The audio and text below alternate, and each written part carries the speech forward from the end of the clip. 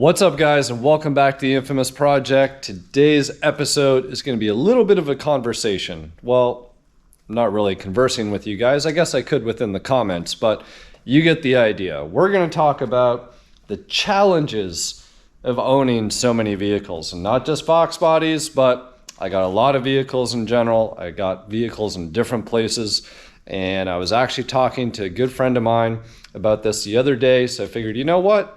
It's probably make for a good episode. So hang tight and let's get talking about what a pain in the ass it can be to own this many cars.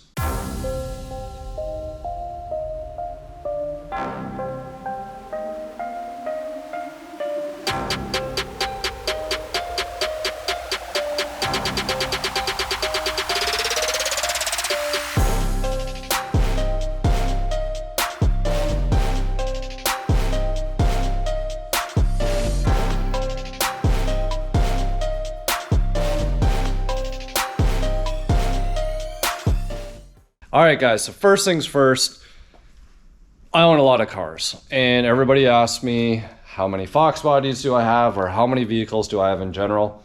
To be honest, I don't even know. Might be a nice little exercise to go through. Maybe I'll try and rhyme them off the top of my head. I don't know, but I've got a lot. Obviously, they're not all complete drivers. There's a couple parts cars and everything else, but they are spread out between two countries and various locations. And you know, I was talking to my friend Steve from Altered Stangs. He's recently started his own YouTube channel. He's from back up in Canada. I've known Steve since I was probably 17 years old, and I can still remember my white 90 LX hatch. That was my second 5-liter that I ever owned. I remember racing him up Lansdowne Street in Peterborough way back in the day. He had his 87 GTT top, and Steve, if you're watching this video, I know you're gonna remember it just like it was yesterday. So times have changed, and both me and Steve have owned a lot of these cars. And he had a video that he posted up the other day of his silver coupe, and he accidentally caught fire to the engine bay of the car.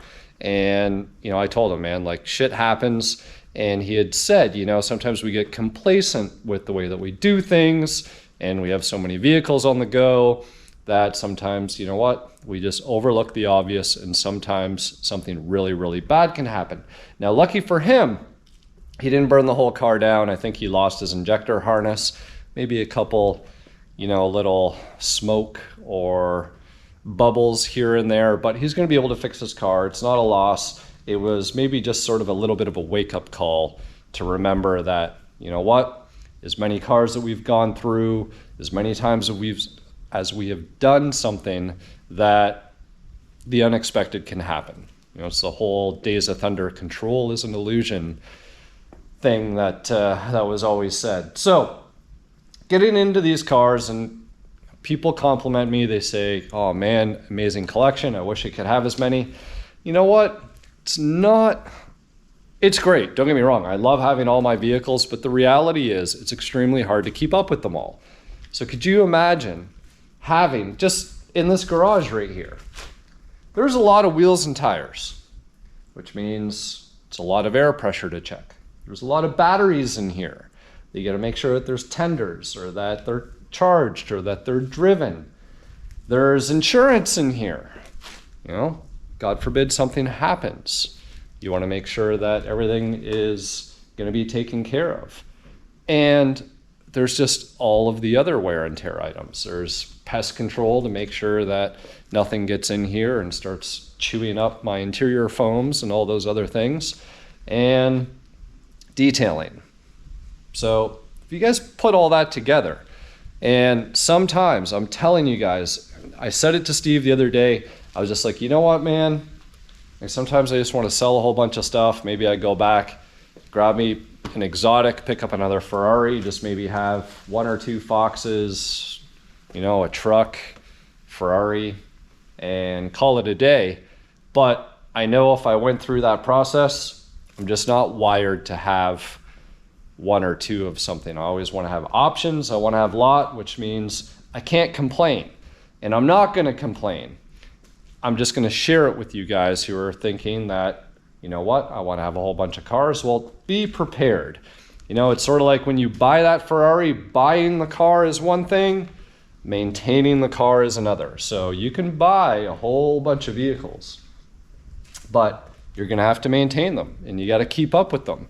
And sometimes it can be frustrating, and sometimes you just want to sell them. Sometimes, you know, we all have those days. So I'm here to tell you that if you guys are picking up more projects or more drivers, and I'd highly recommend that you guys get drivers, because if you keep stuff moving, it just does better.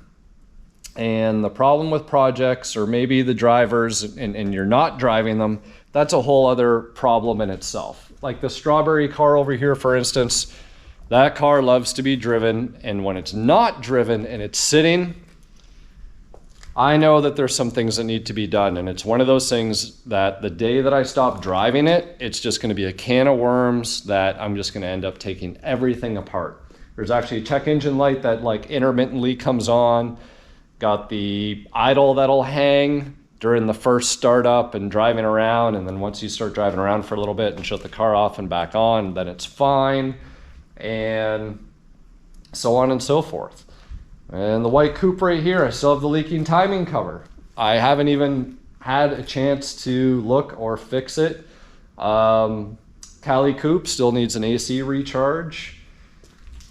The Calypso car is something, I'll have an update for you guys coming soon. I know that this one's been a long time coming.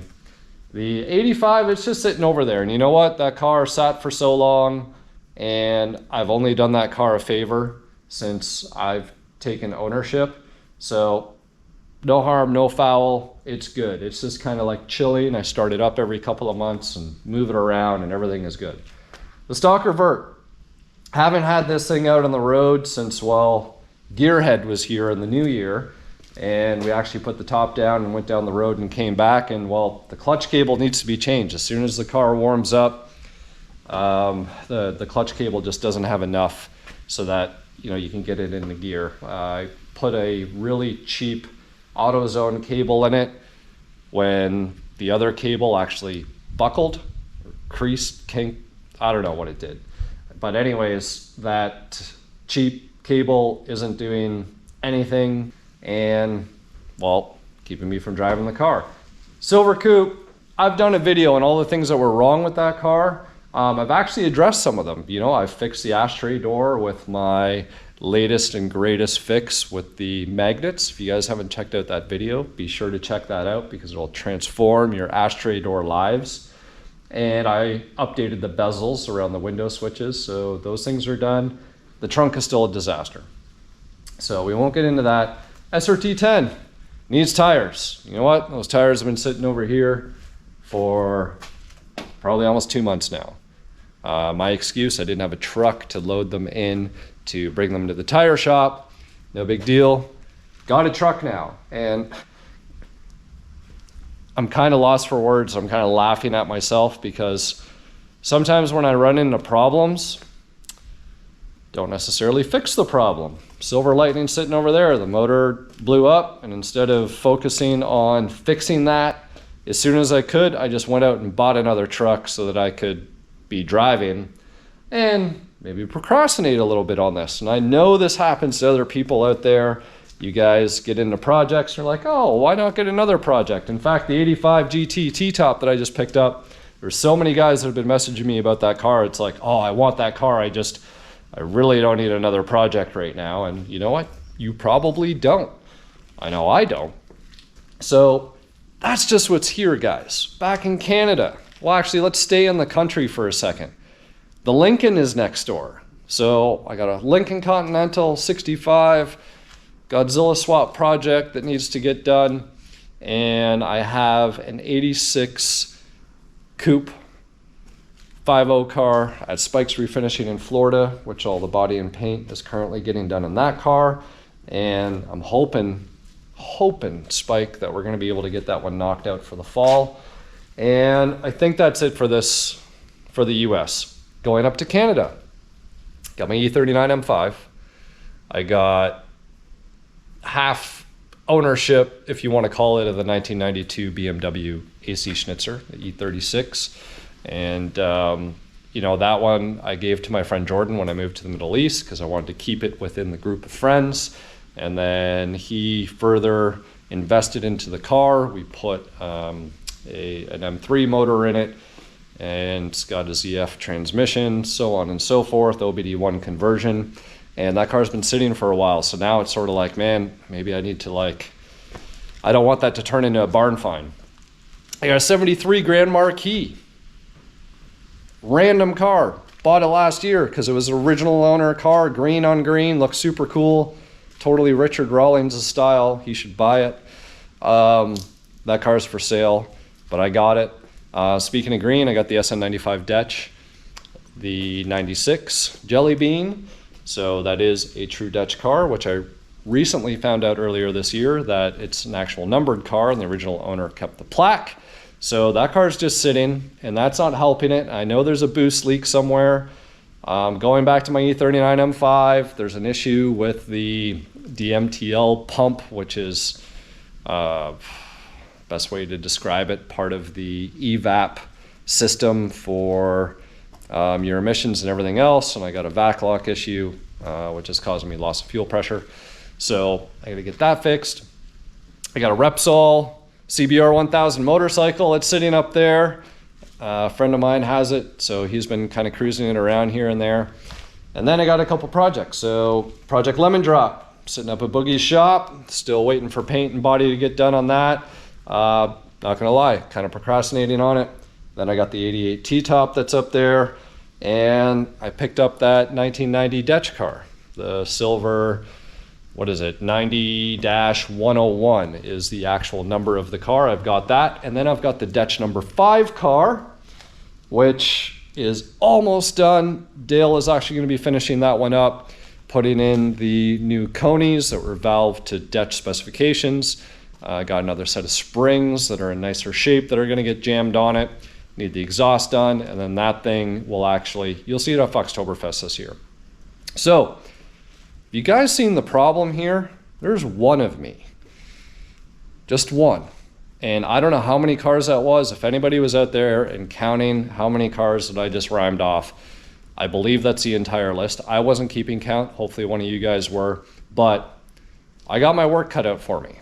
Actually, I forgot already. I got a commercial shop here, right? Commercial shop, we got the 88, 89 twin turbo Coyote car. So that one's slowly coming together. And we got that former drag Celine car that's sitting there, which that one, to be honest with you guys, I'm tossed on it. I think I might let that one go. Might have to sell that one as a roller. I'm not motivated by it. When I see it sitting over there, kind of gives me anxiety. You know, it's not an easy one like this 93 Cobra, which I don't even think I talked about. I didn't talk about the Cobra. I didn't talk about the SRT10 in the back, but they obviously count towards the overall vehicle count. So there you go. Everything that I have will keep me busy for years to come. And enjoyment, yes. Frustration, yes. Some of them will most likely get sold. Some of them will get finished as projects. So I have to say, I'm extremely thankful for everything that I have and where I'm at right now.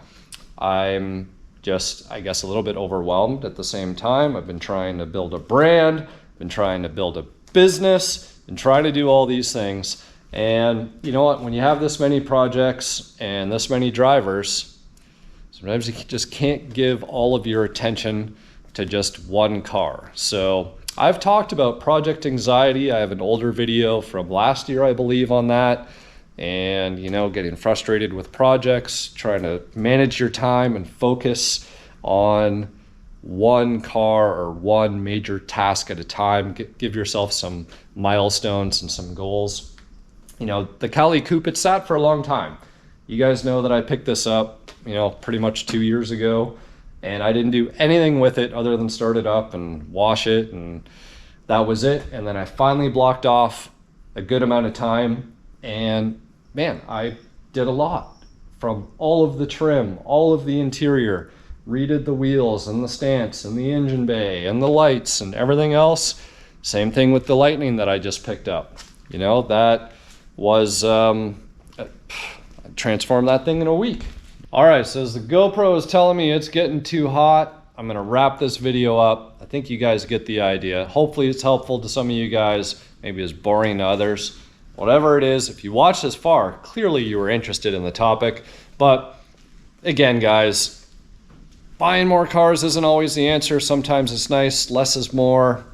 Don't need that much space. You can detail and focus on a couple cars, or you can be like me and say screw it and just give yourself so many options and opportunity and whatever you want to call it to keep you busy for a really long time. So I hope you guys enjoyed this little bit of a, I don't know, chat, informative segment, something a little bit different. We'll get back into more DIY here soon, but just wanted to share that with you guys. So until next time, we'll see you here on the Infamous Project.